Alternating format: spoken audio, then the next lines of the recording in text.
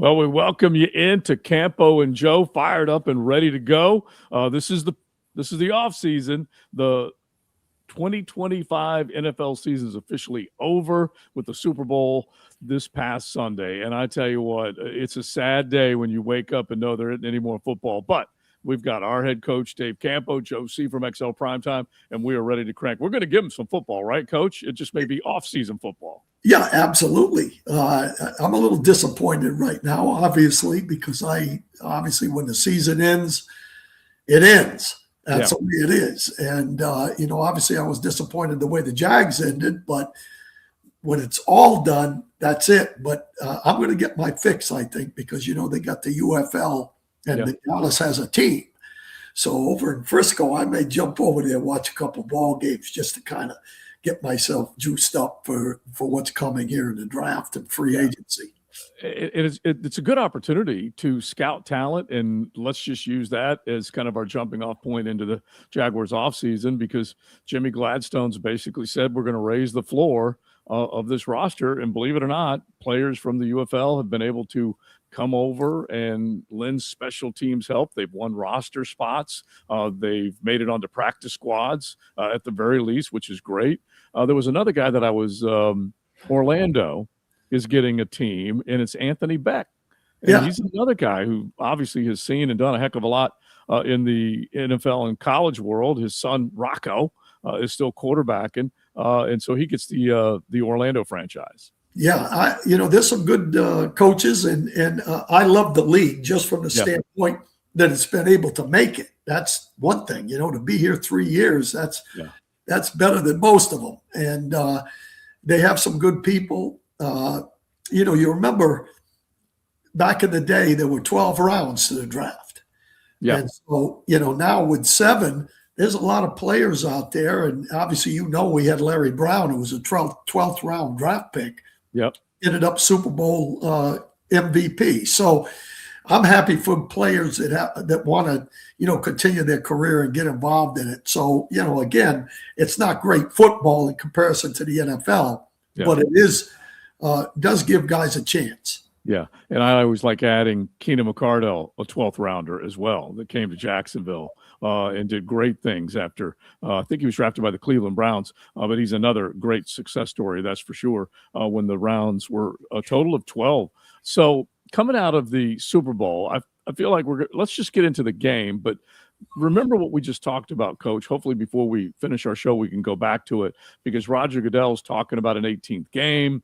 Emmitt Smith, who well, coached Emmitt with the Dallas Cowboys going back to the 90s. He blasted the idea of an 18-game schedule. So let's at least come back to that in just a little bit. But let's get to the game. And the basic premise, you can see the title at the bottom of our Campo and Joe podcast, How Can the Jaguars Improve? Well, they want to be where Seattle and New England were on Sunday, Coach. Suffice to say, the Seattle defense won the day, and New England looked at times embarrassing offensively, which made Jaguar fans even more crazy about not being there. Yeah, no question about it. I mean, there's no question that our football team, the way they played this year, was good enough, to give it a shot to get to where those teams are.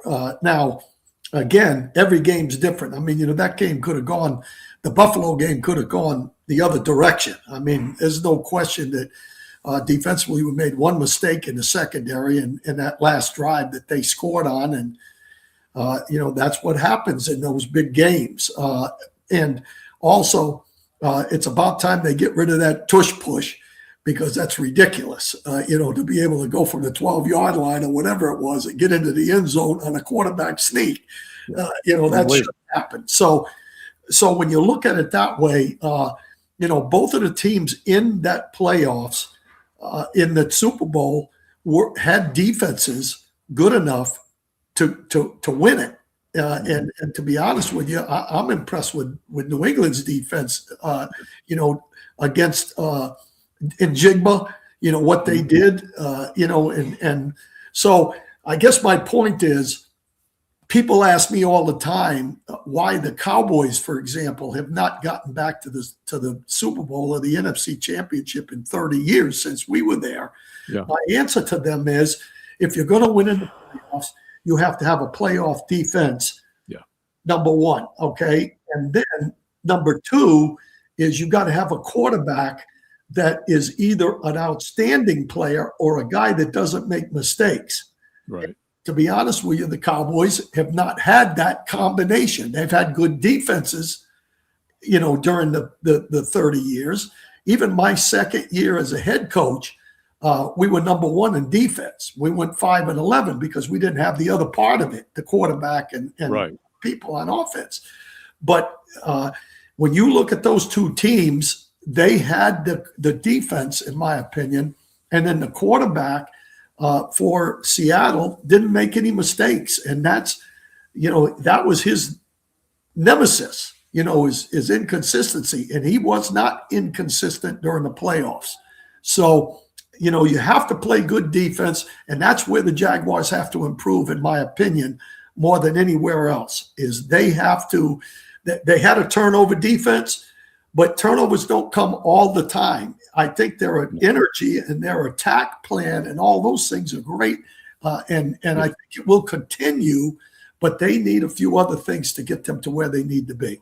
Yeah, there's no question that you can look at the recipe of what it takes to win. You can get by in certain areas. There can be these, quote, weak links that you have on your football team that you can either mask and cover up or come up with another solution. But there's no mistaking when teams wilt defensively and the other team just marches down the field. And you've seen it. We've all seen it. Look, there was a 28-3 lead for the Atlanta Falcons, and Tom Brady and company drove it down their throat, tied up the ball game, took it into overtime, and won. And so the defense is as integral as anything. And I think this, Coach, most often the top-ranked defenses are going to outshine the top-ranked offenses when we get to that championship game.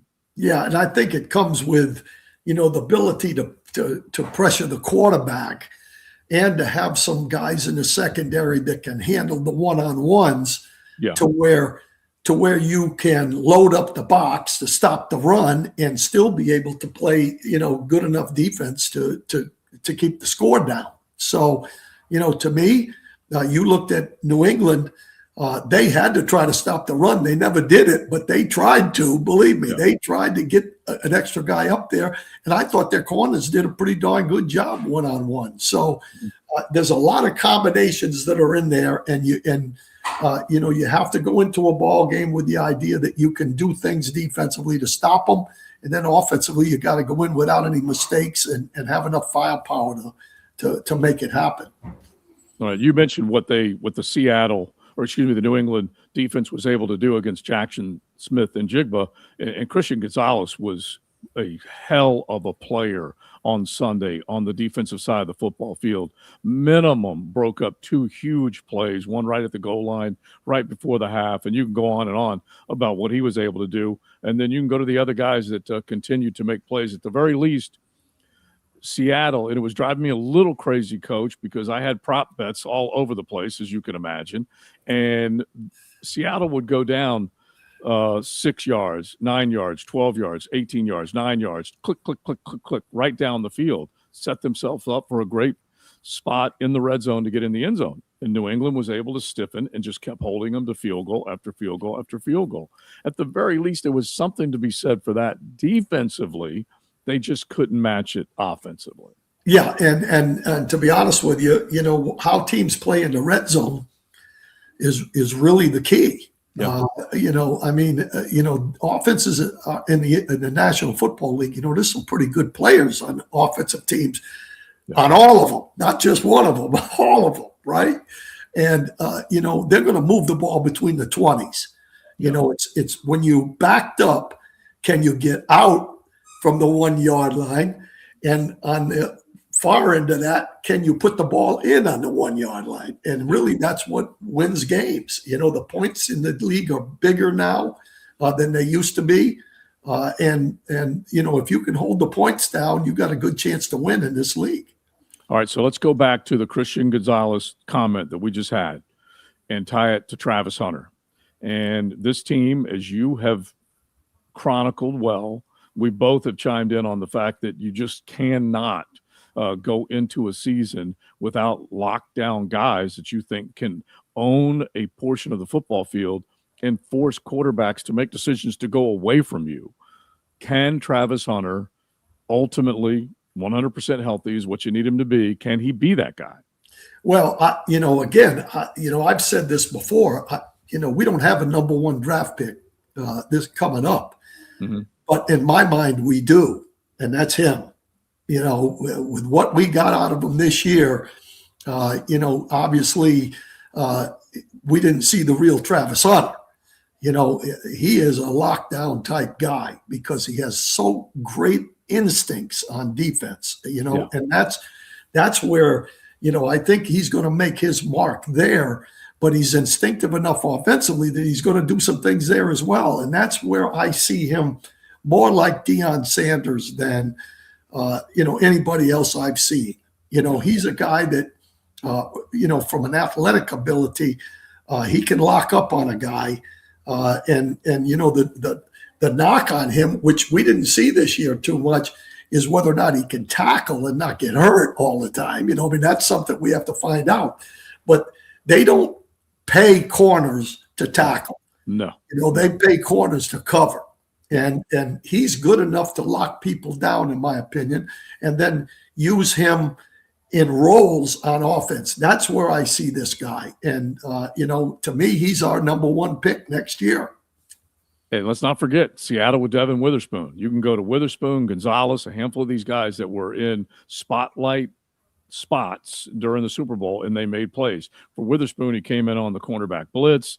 He did a handful of other things, obviously, to make things very difficult for Drake May and company. And with Travis Hunter, I 100% agree with you. It's all about controlling your spot on the football field, making quarterbacks think twice about throwing the football in your area, in your space. What does that do? It gives the pass rusher a little bit more time to get there. And these two, the front end and the back end, they need to marry up. And we all know Jacksonville did not get enough pressure on Buffalo when it came down to crunch time. And when you have Khalil Shakir with 12 targets and 12 catches, that's no bueno, coach. You know it. And so I feel like, do you feel like Liam Cohen is going to look at Anthony Campanile and say, all right, let's start this offseason with the mindset that Travis Hunter is going to spend more time on your side of the field than on mine? I think the way the receiver core went this year, I don't think there's any question that that's the approach that they're going to take. I mean, I think going into the season, before they got Jacoby Myers, they felt that they were, Diami Brown was going to have to be the guy that became Jacoby Myers, and they didn't know exactly what Washington was going to do. Obviously a new staff, he didn't really blow it up the year before, so I think when you look at their receiver core, if they can get Thomas going a little bit more, I think they feel pretty good about the receiver core that they've got right now with the group that they have.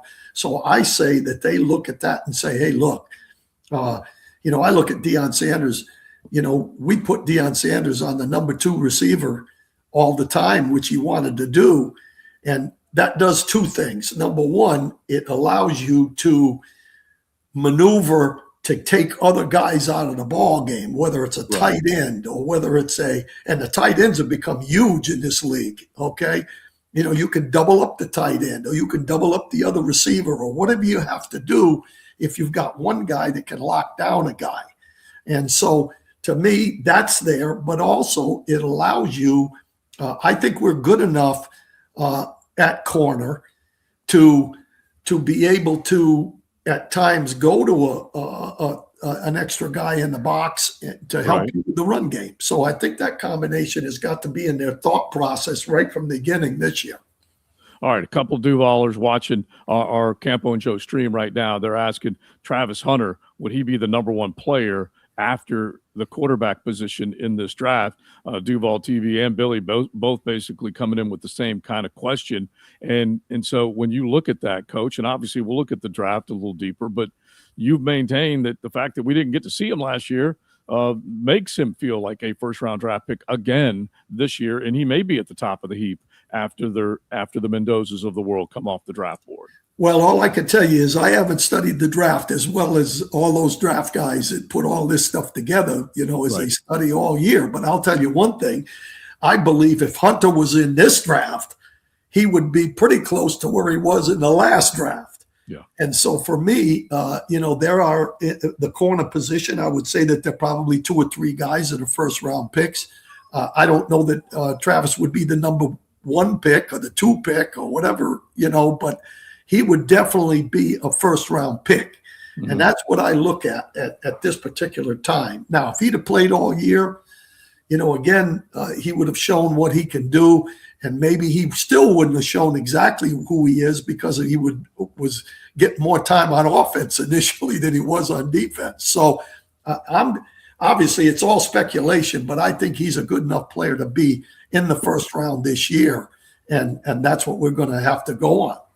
Yeah, and I'm not going to suggest that they need to be stubborn and remain committed to the idea that he needs to play both sides of the ball a large percentage, or I'm not going to be so stubborn to say that they need to make him pick one side, or they need to pick one side and make him be all of that guy on one side of the ball. This is still a good piece of clay.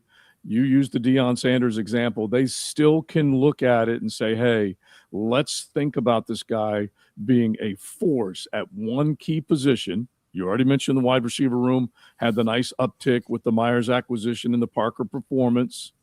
Now let's see if we can put him in that cornerback role primarily and then walk him over to the offense from time to time, a dozen and a half plays, whatever it might be, and see what happens. Yeah, and I think he's got to go outside. I was thinking of him initially as being a really great nickel player, but we have Jordan Lewis and 22 are both capable of playing that position.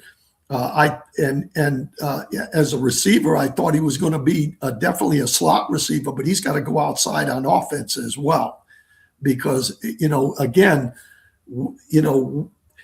to say that he's going to make his mark as an inside receiver, we got 2 inside receivers that are pretty darn good.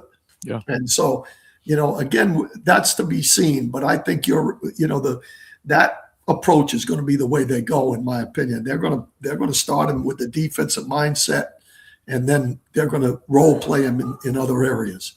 Yeah, and look, they've got some cap decisions that they have to make next week, Coach. Probably about the time we're doing our Campo and Joe show next Thursday is when they will open things up. And in Jacksonville, I don't think right away is going to throw a franchise tag on anybody. But what is it? Next Tuesday, NFL teams can start putting the franchise or the transition tag on players, and then they have to make a decision as they get closer and closer to free agency. But just as an example, I was looking at some of this stuff earlier. A.J. Brown, if the Philadelphia Eagles do not figure out a way to restructure his contract or do a deal, if they trade him, he's going to count $43+ million in dead cap space. If they cut him over $72 million, they can work it out where it's split over a couple of years, but that's a hell of a thing. Jacksonville, meanwhile, made a decision to make sure that Jacoby Myers was locked up. They gave him the long-term contract. Now they need to get a little bit more out of Brian Thomas Jr. this year to make sure that that room is 100% secure and see if they can ultimately have a room that they're not worried about where they need to ship Travis Hunter over to the offensive side more often than they want. Yeah, absolutely. And I think that's a big key in my mind because, the guy proved early that, talk about Thomas, that he was capable of being a big play guy, but it didn't follow through. The thing that scares me is that one time he came inside and turned it down. Yeah. That bothers me.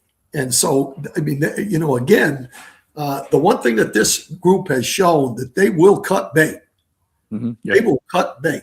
Yeah. Okay. Now you got to be careful with that, with this cap stuff that you're talking about and all that.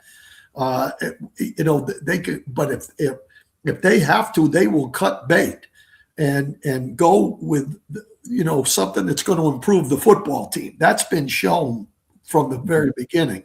So, We have to see some progress from Thomas. The other thing with Thomas is I haven't seen him make the number one receiver catches consistently. And I'm talking about, the plays that you see all over the NFL where a guy, you say, wow, how did that guy make that catch? If you're a number one receiver, that's what you have to do. So we still have we've got a little work to do over there, but I feel much better about the receiver core than I do overall on defense. I think he was with you, and that's where I think we've got to improve. I think he was trying to pad his stats when he was double catching everything because he thought that would count as two catches instead of one, right? Yeah. Which just drove Jaguar fans crazy, all of Duval, that's for sure. But yeah, the defensive side of the ball is probably where they need to go first. Ryan O'Halloran, who is a regular on XL Primetime, along with you on mostly on Fridays, he pinned the column 2-3 weeks ago, a month ago, something in that neighborhood, where he made a real serious pitch on how you should go get Max Crosby. Well, now Clint Kubiak has taken the job in Vegas.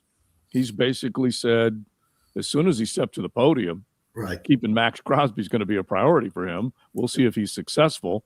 The brass in Vegas said, nah, shut him down. They basically didn't want him playing at the end of where he could get injured. So out comes a headline today. I think it was Jeremy Fowler on ESPN that put it out there that there are as many as 20 teams interested in Max Crosby. Sure. So you know what that does, Coach? Yeah. If Jacksonville were to entertain or flirt with the idea, they're already in cap hell a little bit. It would be costly, especially with that many bidders. Yeah, I think that may be out of reach. I mean, and do I think that would be an outstanding move? Absolutely. They could get him. And again, I stayed out of the money in Dallas. I mean, I didn't really want to be involved in that. I wanted to be involved in making guys better and that was coaching. That was it. Yeah. So the cap situation, those guys, that's for smarter guys than I am, and to be honest with you, it looks a little dire there. I really think that the future of this team right now is with the draft. Yes. Because amen. My opinion, they need, if they're going to do anything that way, to me, it's got to be Devin Lloyd at this point. Mm-hmm. I believe he's proven that he can be a playmaker in that defense, and that's what they need. They need those kind of guys. And so if you're going to make a splash where money is involved, that's probably the one that has to be, and that may be the franchise tag. I don't know. I have no idea there. Okay, so as we begin to wrap it up, and by the time we talk next week, crazier things have happened. They could have tagged Devin Lloyd by this time next week. I don't think it'll happen. You don't think it'll happen necessarily, but you think they might throw some money at him. And they're going to be able to work at least exclusively with him on a new contract until we get to free agency. And then we're going to find out what the real deal is, whether or not he's going to sit out and say, hey, I want to see what the market is going to bring me.